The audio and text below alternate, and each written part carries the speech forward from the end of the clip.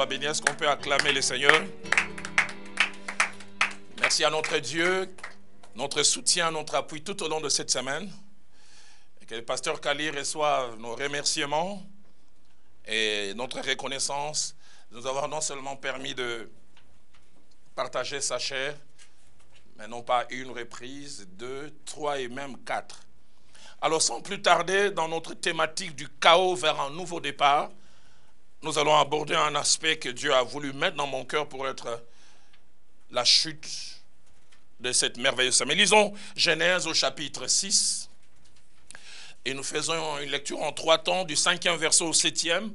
Nous sortons, nous lisons le verset 13 et puis après nous lisons du verset 17 au verset 19. Genèse chapitre 6, verset 5 à 6 d'abord. L'Éternel vit que la méchanceté des hommes était grande sur la terre et que toutes les pensées de leur cœur se portaient chaque jour uniquement vers le mal. L'Éternel s'est repenti d'avoir fait l'homme sur la terre et il fut affligé en son cœur. Et l'Éternel dit, j'exterminerai de la face de la terre l'homme que j'ai créé, depuis l'homme jusqu'au bétail, aux reptiles, aux oiseaux, car je me répands de les avoir fait. Verset 13. Alors Dieu dit à Noé, et soulignez bien la première phrase, la fin de toute chair est arrêtée par devers moi. J'aimerais répéter ça. La fin de toute chair est arrêtée par devers moi, car ils ont rempli la terre de violence. Voici, je vais les détruire avec la terre. Versets 17 à 19. Et moi, je vais faire venir les déluges d'eau sur la terre pour détruire toute chair ayant souffle de vie sous le ciel. Tout ce qui est sur la terre périra. Mais j'établirai mon alliance avec toi. Tu entreras dans l'arche, toi et tes fils, ta femme et les femmes de tes fils avec toi. De tout ce qui vit de toute chair, tu feras entrer dans l'arche 2 de chaque espèce pour les conserver en vie. Avec toi, il y aura un mâle et il y aura une femelle. La seconde lecture, nous la faisons dans Genèse toujours, mais cette fois-ci au chapitre 19.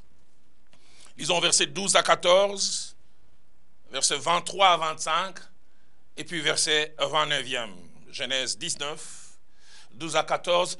Les hommes dirent à l'autre, qui as-tu encore ici, gendre, fils et filles, et tout ce qui t'appartient dans la ville, fais-les sortir de ces lieux, car nous allons détruire ces lieux, parce que les cris contre ses habitants est grand devant l'Éternel, et l'Éternel nous a envoyés pour les détruire.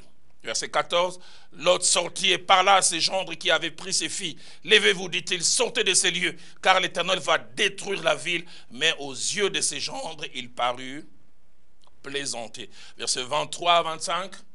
Le soleil s'est levé sur la terre lorsque Lot entra dans Tsoar. Alors l'Éternel fit pleuvoir du ciel sur Sodome et sur Gomorrhe du soufre et du feu de par l'Éternel. Il détruisit ces villes, toute la plaine et tous les habitants des villes et les plantes de la terre. Et puis, enfin, verset 29. Lorsque Dieu détruisit les villes de la plaine, il se souvint d'Abraham.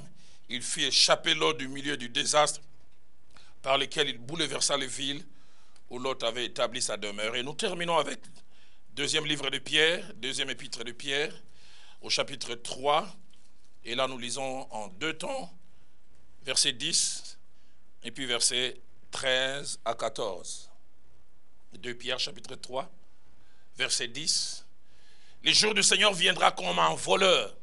En ces jours-là, les cieux passeront, et soulignez bien cela, passeront avec fracas. Les éléments embrasés s'édoucidront, et la terre, avec les œuvres qu'elle renferme, sera consumée. Verset 13 à 14. Mais nous attendons, selon sa promesse, de nouveaux cieux et une nouvelle terre, où la justice habitera. C'est pourquoi, bien-aimés, en entendant ces choses, appliquez-vous à être trouvés par lui sans tache et irrépréhensible dans la paix. Du chaos vers un nouveau départ. Et ce soir, nous allons parler d'un chaos, mais d'un chaos moral et spirituel. Chaos moral et spirituel qui est l'état dans lequel notre monde se retrouve. Et ce chaos moral et spirituel qui, comme notre thème le dit, nous prépare aussi à un nouveau départ. À un nouveau départ.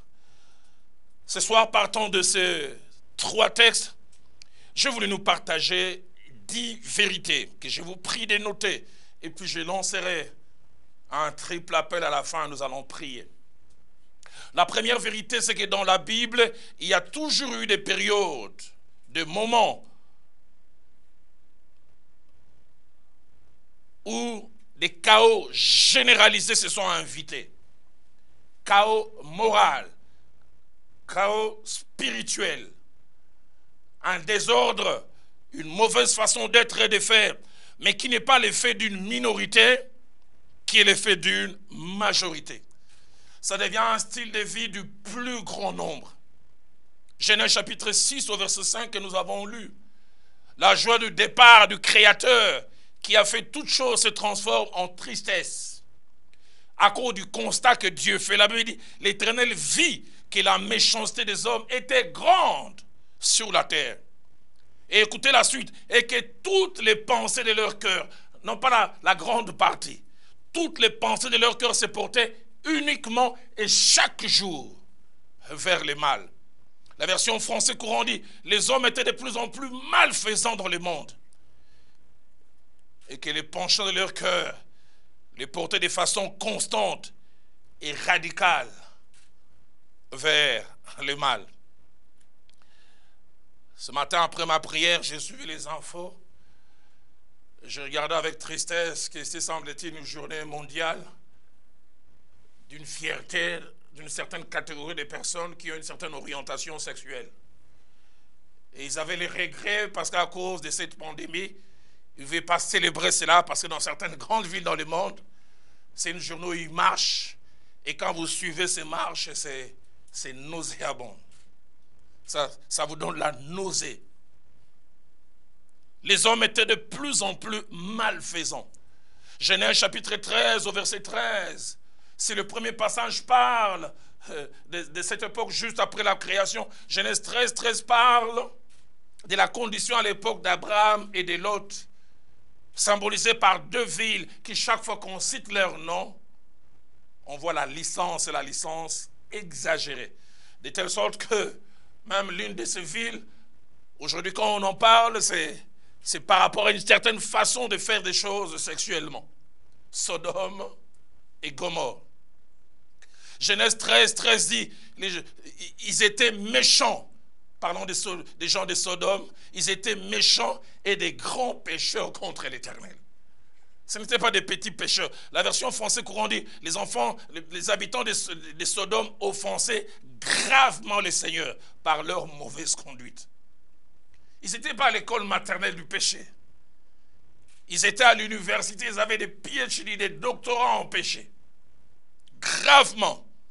La version parole de vie dit, ils se conduisaient mal, ils commettaient des péchés graves contre les seigneurs. Genèse chapitre 18 au verset 20, les seigneurs toujours parlant de Sodome et Gomorrhe, dit les cris contre Sodome et Gomorrhe s'est accru. Et Dieu lui-même dit, et Dieu sait quand il utilise un mot, il dit leur péché est énorme. Énorme. Français courant dit, les accusations contre les populations de Sodome et Gomorrhe sont graves. Leurs péchés sont énormes. Deuxième vérité que je voudrais mentionner ce soir, c'est que devant les chaos généralisés, chaque fois dans l'histoire, Dieu n'est jamais resté insensible et sans réaction. Il n'est jamais resté inactif, spectateur. S'il a été, il a été un moment. Genèse chapitre 6, du verset 6 au verset 7, quand il a vu la corruption, les chaos généralisés au départ, l'Éternel s'est repenti d'avoir fait l'homme sur la terre. Il regrette. C'est comme s'il voulait dire tout ça pour ça. Je dépensé mon intelligence, ma force, mon énergie pour qu'on en arrive à un tel chaos, à une telle confusion, à un tel désordre. Et la Bible ajoute encore, il fut affligé en son cœur. Affliction. Et il prend une décision, il dit, j'exterminerai de la terre l'homme que j'ai créé, car je me répands de l'avoir fait. Il dit, je vais arrêter ces chaos. Je ne vais pas les laisser ainsi. Genèse chapitre 19, verset 13, ainsi que verset 24, Là, il s'agit de Sodome et Gomorrhe. Ces êtres qui sont la préfiguration de Christ, ils viennent parler à Abraham durant ce moment d'échange, et puis ils disent à un moment, cacherons-nous à Abraham ce que Dieu a décidé de faire. Et parce que le cri de Sodome et Gomorrhe est monté fortement, écoutez ce qu'ils disent, nous allons détruire ces lieux. Pourquoi? Parce que le cri contre Sodome et Gomorrhe est grand devant l'Éternel. Et l'Éternel nous a envoyés pour les détruire. J'aime beaucoup ce que le pasteur Marcelo dit. Il dit Dieu est bon, mais il n'est pas bonbon. Sa bonté s'arrête. J'aime beaucoup ce qu'un général qui est déjà mort, à l'époque il y avait des pillages, je pense que c'est le premier ou deuxième pillage. Et la colère de Dieu est lente, mais elle est là. Elle est lente, mais elle est là. Il finit par arriver. Il nous a envoyés pour détruire. Le verset 24 dit, alors l'Éternel fit pleuvoir du ciel sur Sodome et sur Gomorrhe du soufre et du feu par l'Éternel. J'ai entendu quelqu'un dire un jour, l'idée de l'enfer ne se marie pas avec l'idée d'un Dieu bon. Le Dieu bon est aussi juste. Je n'aimerais pas donner un cours de christologie ici, parce qu'à la croix, sa justice et sa bonté se sont croisées. Troisième vérité, c'est que devant le chaos, Dieu a chaque fois fait deux choses. Chaque fois qu'il y a eu chaos moral, chaos spirituel, Dieu a toujours fait deux choses. Premièrement, il a arrêté les chaos. Il a toujours arrêté les chaos. Et il a chaque fois décrété quelque chose que la Bible nomme avec les mots qu'il faut, la fin. C'est-à-dire, il dit stop à quelque chose. Il arrête une façon d'être et de faire, la fin. Et la deuxième des choses, il a toujours commencé de nouvelles choses. Quand il y a eu corruption, chaos, il a arrêté le monde de l'époque de Noé. Et avec Noé, il a donné un nouveau départ. Chaos, mais un nouveau départ avec un homme. À l'époque de Sodome et Gomorrhe, il détruit aussi la fin, mais avec Lot et sa famille, il donne un nouveau départ. Quand il voit un chaos très grand, il arrête. Il a arrêté par les déluges à l'époque de Noé. Il a arrêté par les soufres et le feu qui sont tombés du ciel. Quatrième vérité, c'est que Jésus et les apôtres ont parlé d'une réalité, les chaos. Jésus a parlé du chaos moral, Jésus a parlé du chaos spirituel. Les apôtres aussi ont parlé de cela. Dans Matthieu chapitre 24, verset 12, alors que les apôtres étaient en train de regarder ces merveilleux édifices du temple, il a dit rien de tout cela ne restera. Et il a commencé à donner des signes attachés à cette période qu'on appelle la fin à cause du chaos moral et spirituel. Et il donne ce qui va se passer. Il dit à cette époque, l'iniquité va s'accroître.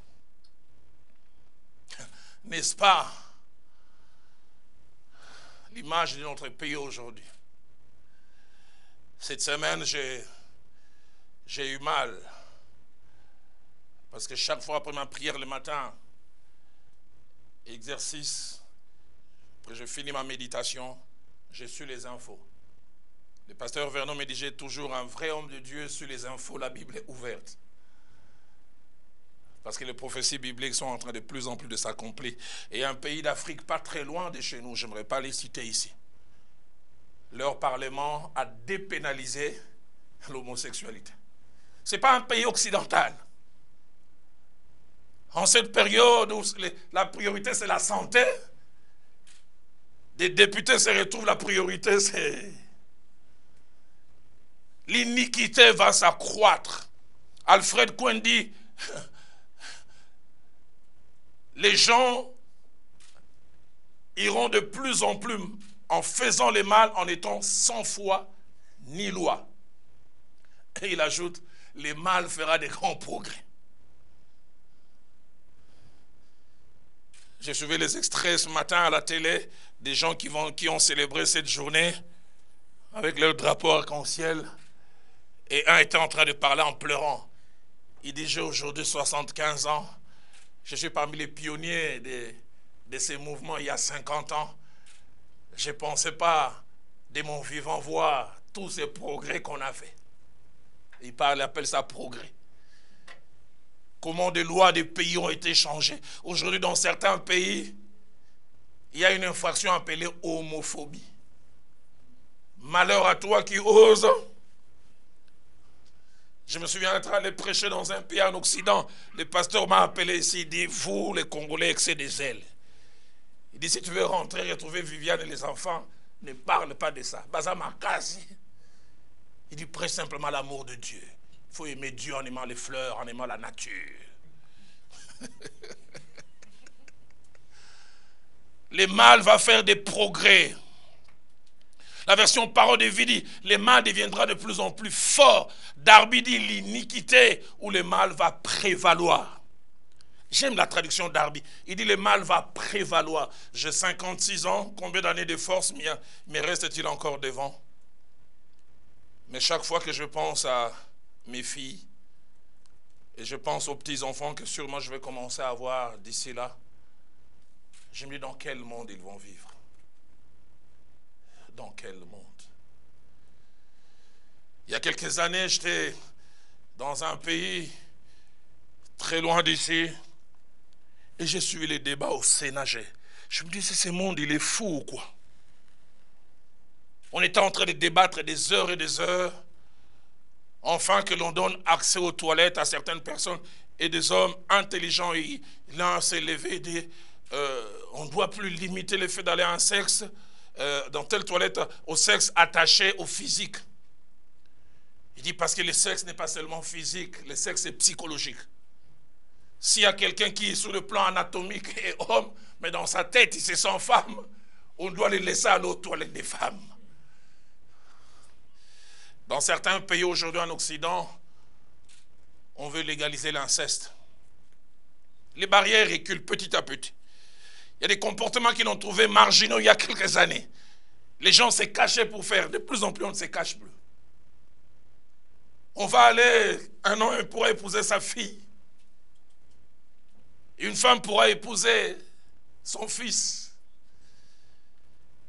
J'ai suivi un documentaire un jour, une femme a dit, je vais me battre, je suis amoureux de mon chien, on doit se marier. C'est vers ça que nous allons. Dieu merci, j'ai 56 ans. D'ici peut-être 20, 25 ans, je vais partir. Gamaliel, vous les autres, vous en avez encore beaucoup. Vous vivrez des choses. Envoyez-moi des emails à partir d'ici et dites-moi comment ça se passe. 2 Timothée chapitre 3, versets 1 à 6. L'apôtre Paul, au-delà de Christ, parle aussi du chaos. En disant, dans les derniers jours, nous aurons des temps difficiles. Les derniers jours, des temps difficiles. Il dit, les gens seront irréligieux, intempérants. Notre version dit emportés, c'est-à-dire liés par les instincts, inarrêtables, ennemis des gens de bien, aimant les plaisirs plus que Dieu. 1 Timothée chapitre 4, verset 1er, parle même de ces chaos avec l'abandon de la foi authentique. Il dit, ils abandonneront la foi pour s'attacher aux esprits séducteurs. 2 Timothée 4, verset 4 dit, ils détourneront l'oreille de la vérité simple de l'évangile. Tite au chapitre 1er, au verset 18, parle de ces chaos avec la présence de ce qu'on appelle les moqueurs. Les moqueurs, des gens qui se moquent de la parole de Dieu, qui trouvent le fait de prier vieux jeu. Les gens se moquent de la parole de Dieu et disent ça ne vaut pas la peine. 5e vérité ce soir, c'est que Jésus-Christ et les apôtres non seulement parlent du chaos, mais parlent surtout du chaos spirituel qui touche les choses ayant trait à la foi et à l'esprit. Et c'est ce que nous vivons dans notre monde. Matthieu 24, verset 11. Et puis verset 24e nous parle des faux prophètes qui s'élèveront et qui même séduiront beaucoup de gens par des faux Christ. 2 Corinthiens 11, au verset 13, parle de la présence de faux apôtres, des ouvriers trompeurs, déguisant en apôtres de Christ. 2 Timothée 4, au verset 2, parle de la présence des faux docteurs. Confusion.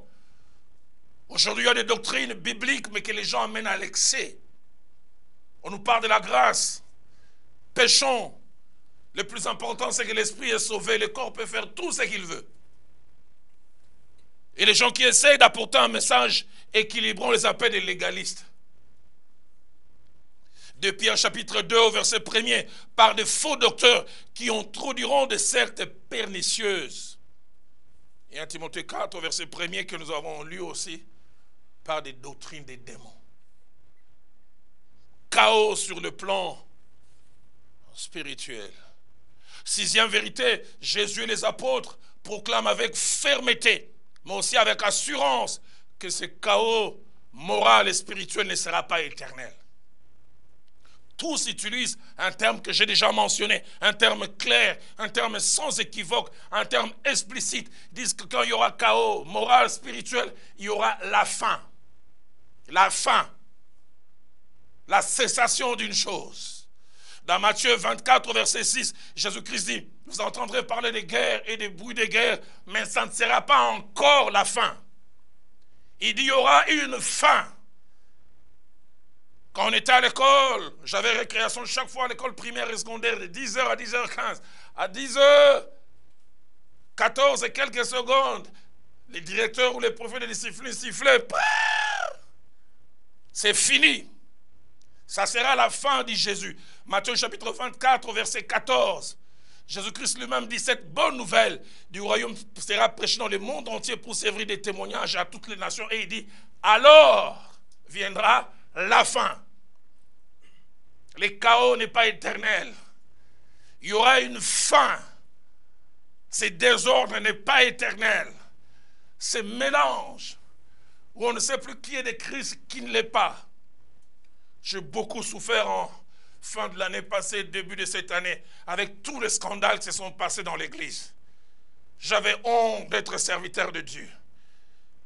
J'ai eu même une fois comme une boule de colère qui est montée dans mon cœur. Quand un célèbre musicien de notre pays est passé dans certains médias, il est devenu un donneur de leçons. La pasteur Nyon se m'a aventurier. J'ai commencé à bouillonner dans mon cœur. J'ai dit, tout ça, ce sont ces collègues-là qui lui ont donné la possibilité de parler comme ça, de nous donner des leçons. Mais cela ne continuera pas éternellement. Dans 1 Corinthiens chapitre 10, chapitre 15 plutôt, verset 24, parlant de plusieurs choses qui vont arriver, Paul dit, viendra ceci, cela, et puis dit, ensuite viendra la fin. Il y aura un jour, il y aura une cessation. Dans 1 Pierre chapitre 4, verset 7, l'apôtre Pierre déclare, la fin de toute chose est proche. Et si à son époque, cette fin était comptée en termes d'heures, j'ai presque la certitude, aujourd'hui c'est compté en termes de secondes. Dans la parabole du blé et de l'ivraie, Christ explique plusieurs choses. Blé, ivraie, moisson. Et puis parlant de la moisson, il dit la moisson signifie la fin du monde. Ce n'est pas un homme qui en parle. C'est Jésus-Christ. La parole faite chair. Il utilise ces termes, la fin. Il y aura un jour, le chaos sera appelé à s'arrêter. Et toujours Jésus-Christ, parlant dans Matthieu 13, verset 49, dit, il en sera de même à la fin du monde. Les anges viendront, ils sépareront les méchants d'avec les justes. 7e vérité, après la fin du chaos, et ça que j'aime, tout ne va pas s'arrêter. Il y aura un nouveau départ. Une nouvelle ère sera inaugurée par l'enlèvement de l'Église, avec toutes sortes d'événements, la grande tribulation, les tribunaux de Christ, les jugements devant les trônes blancs, et puis les jugements derniers. Et une nouvelle ère sera inaugurée. Ce monde ne continuera pas à aller dans un rythme. Un jour, le chaos va s'arrêter. J'aime dans Matthieu chapitre 19, au verset 28, et ce que j'aime, c'est que ce terme sort de la bouche de Jésus-Christ, qui dit au renouvellement de toutes choses. Il utilise le terme renouvellement. Les choses vont s'arrêter et puis il y aura un nouveau départ. Il dit renouvellement de toutes choses. Et j'aime la version Alfred Cohen, il dit quand le monde naîtra de nouveau. Une autre version dit à la renaissance du monde. Une autre version anglaise, NIV, dit à la restauration générale. De Pierre 3, 13 que nous avons lu, l'apôtre Pierre dit, nous attendons selon sa promesse de nouveaux cieux. Et une nouvelle terre où la justice habitera. Le chaos s'arrêtera. Il y aura une nouvelle terre et de nouveaux cieux. Apocalypse chapitre 21 au verset 1er, Jean a dit, puis j'ai vu un nouveau ciel. Il a vu ça à Patmos, une nouvelle terre. J'aime ce qu'il dit, car le premier ciel et la première avaient disparu. La terre avec le chaos, le ciel avec le chaos, Dieu le roule comme un vieux ruban. Il jette et puis il y a un nouveau départ. Huitième vérité, c'est que les apôtres ont utilisé un merveilleux terme pour parler de l'attente attachée à ce nouveau départ. Au renouvellement des choses. L'apôtre Paul écrivant à Tite, dans Tite chapitre 2 verset 13, il appelle cette attente du nouveau départ la bienheureuse espérance. La bienheureuse espérance. Pasteur John, il y a beaucoup de choses que j'ai ratées. Je n'ai pas assisté quand Obama est devenu président. J'ai quelquefois été invité à des grands endroits, j'ai raté. Mais je n'aimerais pas rater ces grands rendez-vous. Du nouveau départ. Les jours où la trompette va sonner. Au son de la trompette, à la voix d'un archange. Qui sait, l'un de ces jours, nous ne finirons pas les cultes ici. Peut-être Gamaliel sera en train de conduire. Il dit Alléluia, nous dirons Amen en montant. Parce que c'est notre espérance, la bienheureuse, va s'accomplir. Français courant l'appelle le bonheur que nous espérons. Je sais que tu espères les mariages. Je sais que tu espères avoir un enfant. Je sais que tu rêves d'aller en Europe. Un jeune homme me disait, pasteur, avant de Koufa, il faut 4 saisons. Il veut aller au ciel. Mais il veut aussi aller là où l'on porte les manteaux. Tu rêves, comme moi, de voir tes filles se marier. Tu rêves de tenir des petits-enfants. Rêve légitime. Mais au-delà de ces rêves, il y a un rêve plus grand. J'attends ces jours où, comme Paul dit, je connaîtrai comme j'ai connu. Où je verrai celui à qui je fais confiance depuis mes 20 ans. Celui pour qui j'ai abandonné les joies de ce monde. J'ai laissé les joies de la jeunesse où certains amis se sont moqués de moi. Je les verrai et je dirai j'y suis. Et à cet endroit glorieux, je verrai ce que je connais par la foi. Je disais à un ami, quand tu seras au ciel, je sais que tu seras pressé de voir Abraham. Abraham Azawapi, Natangaye. Tu chercheras Paul. Tu chercheras David parce que tu aimerais lui poser la question, comment tu as fait avec Goliath? Mais je dis à cet ami, même après 1000 ans, je ne sais pas si la notion du temps encore sera là. Quand tu auras vu toutes ces personnes, cherche-moi aussi, car j'y serai. La bienheureuse espérance. La version parole de vie, les noms, les merveilleux jours que nous espérons. La version NIV en anglais dit, notre rendez-vous de bonheur. C'est rendez-vous de la fin du chaos moral, spirituel, mais c'est rendez-vous du nouveau départ. 9e et dernière chose, c'est qu'il y a des choses qui peuvent nous faire rater ces rendez-vous du nouveau départ. Qui peuvent nous faire rater ces merveilleux moments de renouvellement. Et parmi ces choses-ci, il y en a plusieurs. L'Esprit de Dieu m'a fait noter 2. Et ça, c'est attaché à nous, enfants de Dieu, même serviteurs de Dieu. La première des choses, c'est les relâchements dans la foi et dans la marche chrétienne. Les relâchements.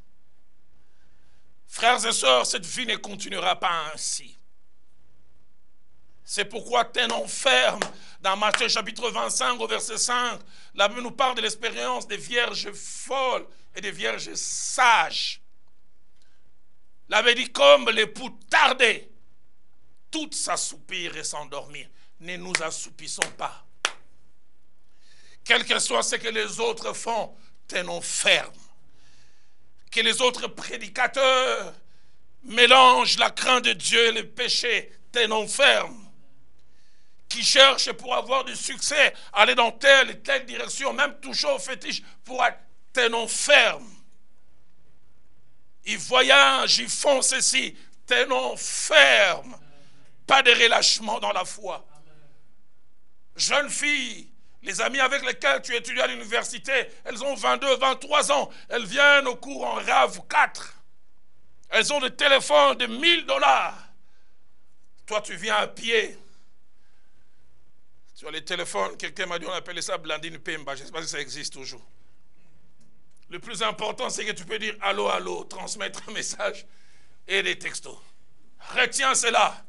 Elles utilisent des crèmes, de je ne sais quel prix. Parole ma foutambila. Mais avec la crainte de Dieu. Pas de relâchement dans la foi. Pas de relâchement dans la marche. Comme l'époux tardait.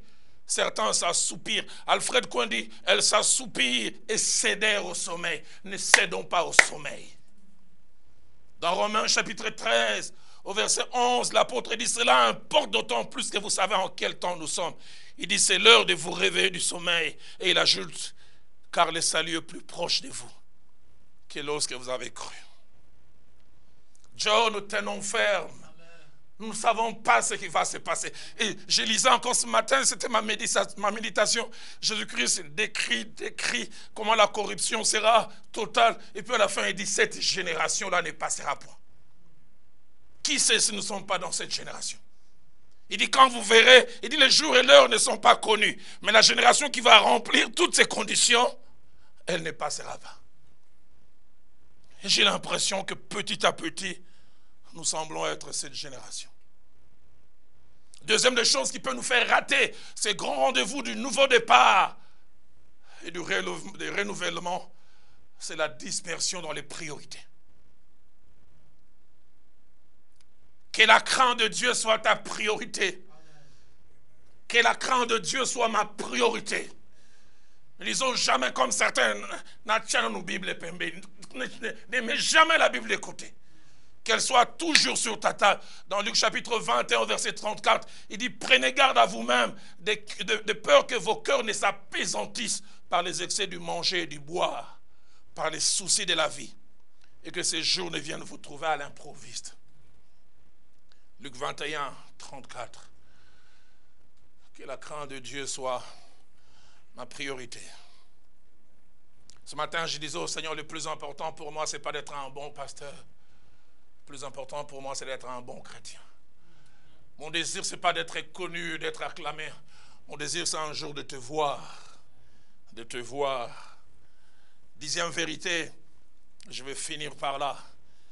Et tout à l'heure, je vais inviter notre chorale. Ils vont m'aider, nous allons chanter ces deux cantiques. Le tout premier, c'est celui avec lequel je me suis réveillé ce matin. Voici la fin de mes souffrances. Puisqu'en Jésus, je suis sauvé. J'ai la victoire. Et j'aime surtout le refrain. Un jour, j'irai près du Seigneur. J'irai là-bas. Et nous enchaînerons avec Atanga Imoko, Nakolanda Yesu, Nakozonga Simate. Même si je suis resté seul, je vais continuer à suivre Christ. 10e et dernière vérité avant que nous puissions prier. C'est qu'à cause de ce chaos moral et spirituel et à cause de ce renouvellement que Dieu a promis, en entendant ces jours glorieux et ces merveilleux rendez-vous du nouveau départ, nous sommes appelés à faire 3 choses. La première, c'est de veiller. Veiller. Un terme que la Bible utilise au moins 17 fois.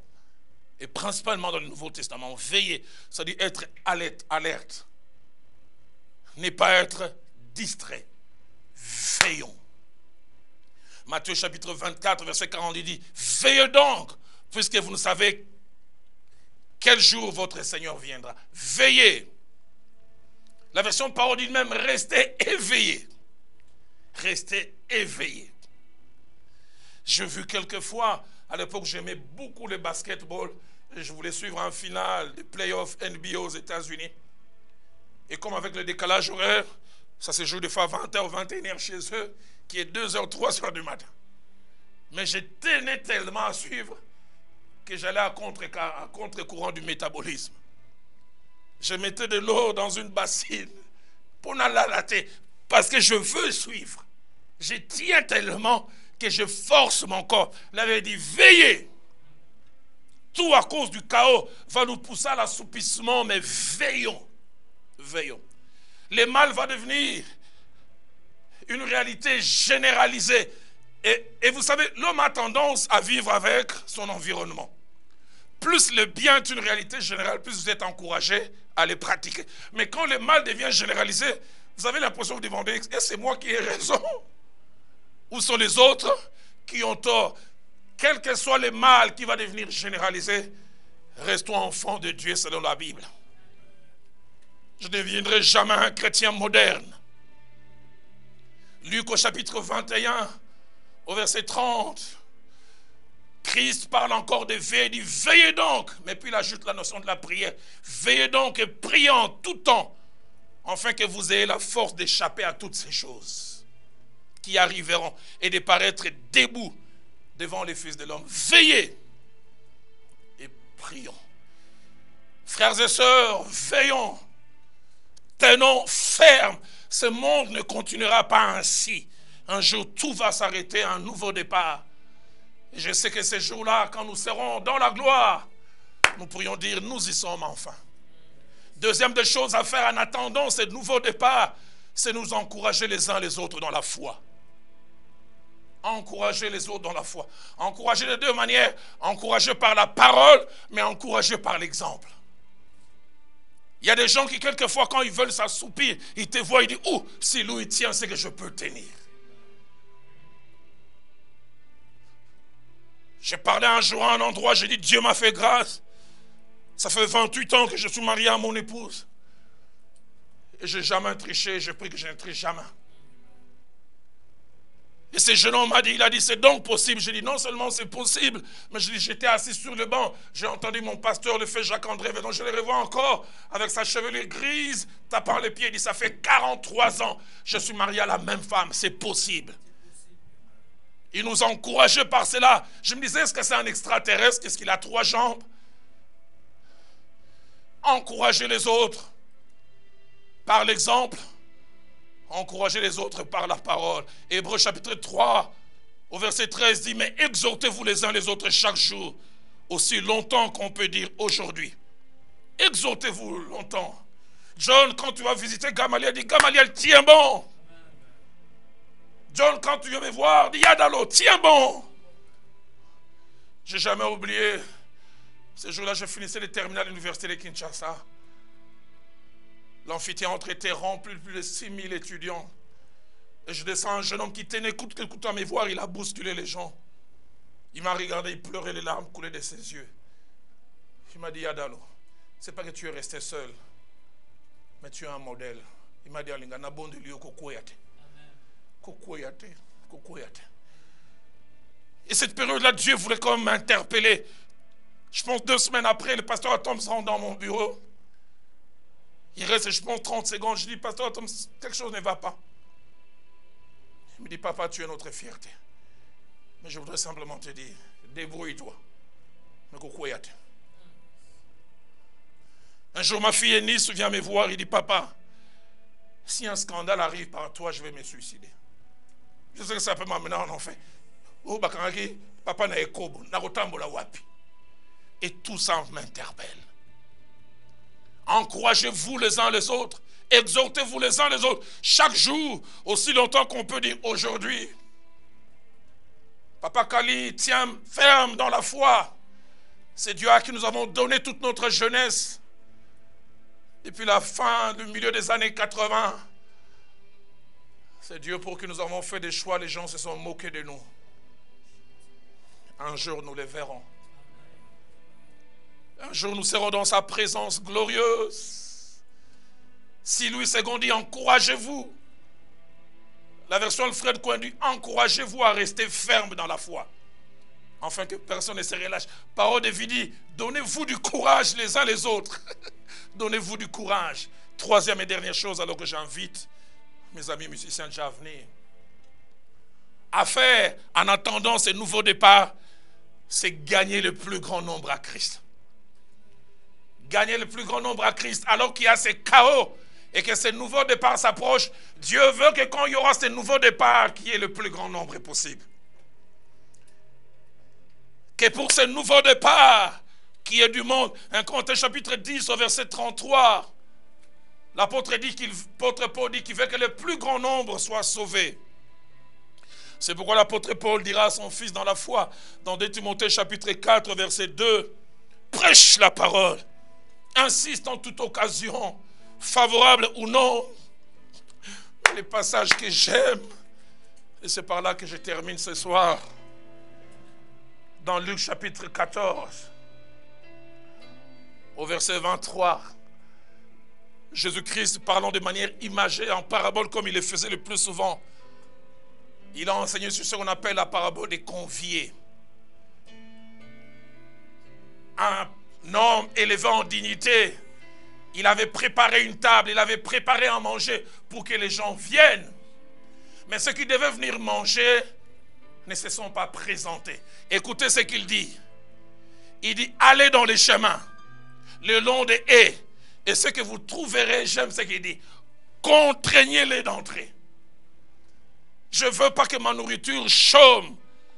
Contraignez-les d'entrer, afin que ma maison soit remplie. Il veut que pour ce nouveau départ, que sa maison soit pleine. Alfred Cohen dit, insiste pour que les gens viennent. Il faut que ma maison soit remplie. Français Courant dit, oblige les gens à entrer. Un nouveau départ après ce chaos. J'oublie jamais, je me suis converti le 5 novembre 1985 à 9h. L'année qui a suivi, mon jeune frère est venu à Christ.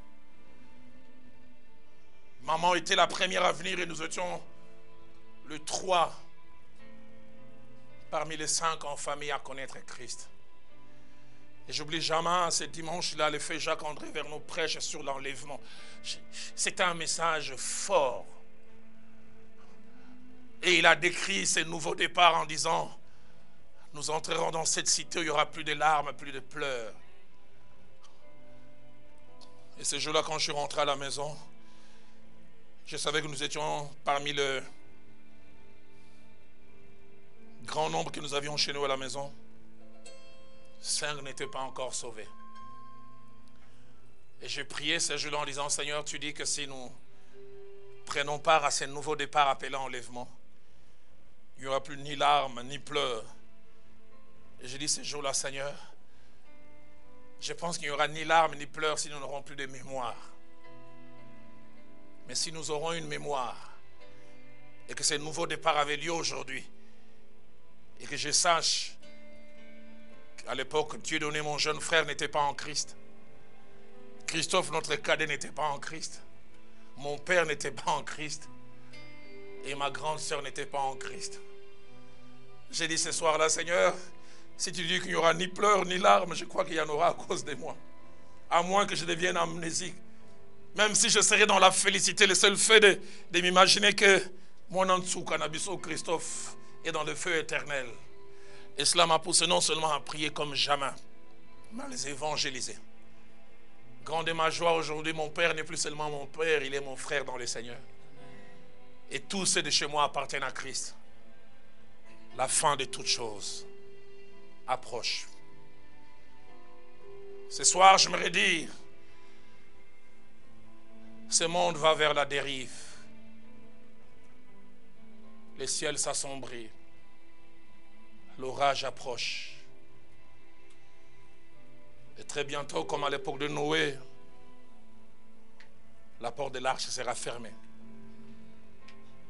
Et le jugement va s'abattre à cause de ces chaos. Es-tu prêt?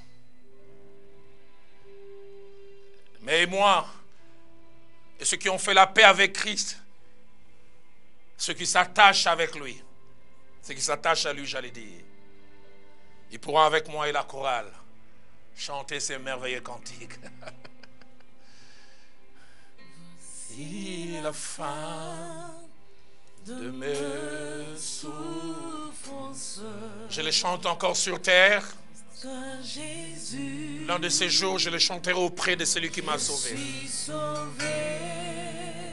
J'attends ces jours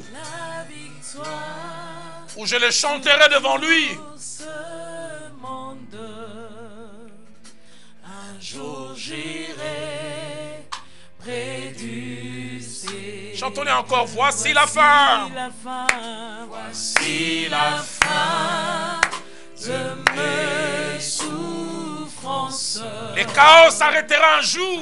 Quand Jésus, c'est chaos moral, c'est chaos spirituel. Je suis sauvé. J'ai la victoire. J'ai la victoire sur tout ce monde. Un jour j'irai. Chorale, aidez-moi à les rechanter encore. Voici la fin. Voici la fin. Voici la fin de mes souffrances. Parce qu'en Jésus, je suis sauvé. J'ai la victoire sur tout ce monde. Un jour, et ce jour approche. Un jour j'irai. Très bientôt la trompette va sonner. J'irai là-bas. J'irai là-haut parmi les anges.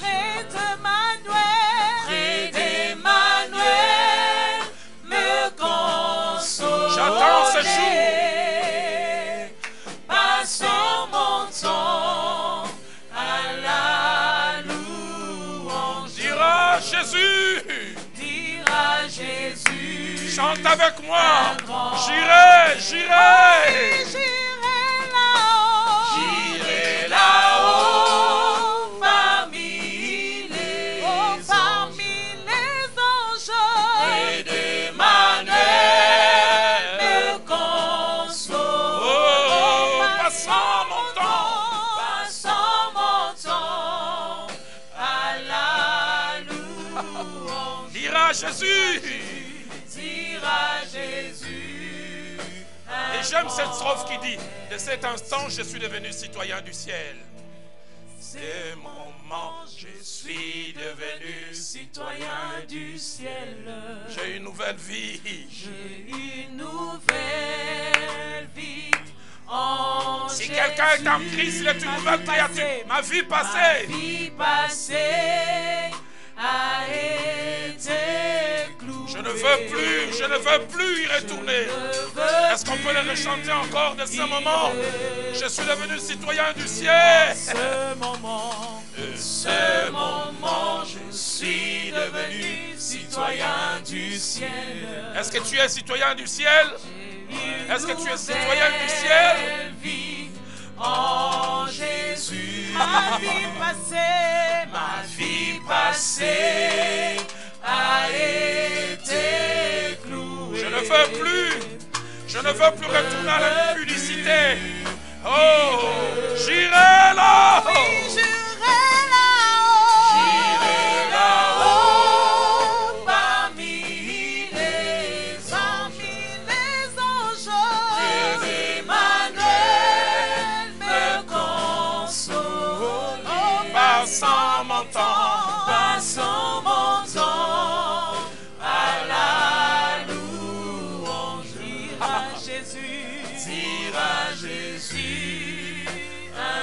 Dira Jésus un grand merci. Dira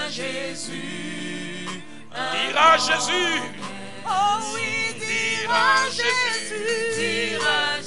Un grand merci de m'avoir sauvé. Oh, dira Jésus. Merci. Dira Jésus. Alléluia. Dira Jésus. Dira Jésus. Un grand Alors que les instruments continuent à jouer, lève ta voix. Dis-lui, garde-moi fidèle. Garde-moi fidèle. Dis-lui, aide-moi à tenir ferme. À ne pas me laisser entraîner par ces chaos. À ne pas m'assoupir. Aide-moi à être focalisé. Aide-moi par ma vie à encourager quelqu'un d'autre dans la foi. Aide-moi à encourager les autres à tenir ferme.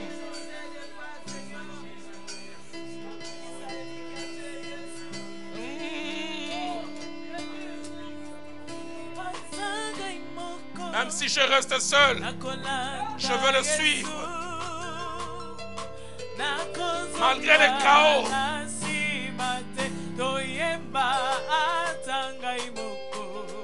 Nakolanda Yesu Atanga imoko Nakolanda Yesu Atanga imoko Nakolanda Yesu Gaina la pindai Nakozonga nasimate Oyemba atayo moko Nakolanda Yesu Atanga moko Atanga imoko Nakolanda Yesu Atanga imoko Nakolanda Yesu Napindai Nakozonga nasimate Oyemba nyoso nasima Yesu liboso Ce soir j'ai envie de danser pour lui Yesu liboso Nyoso nasima Yesu liboso Aina lapindai Nakozonga nasimate Oyemba nyoso nasima Yesu liboso Yoso nasima Yesu liboso Yoso nasima Alors chante avec moi Nanalo la bisengo chali Nakozonga nasima te Oe bongo ku Nanalo la bisengo chali Nanalo la bisengo chali Les chaos vont s'arrêter Il y aura un nouveau départ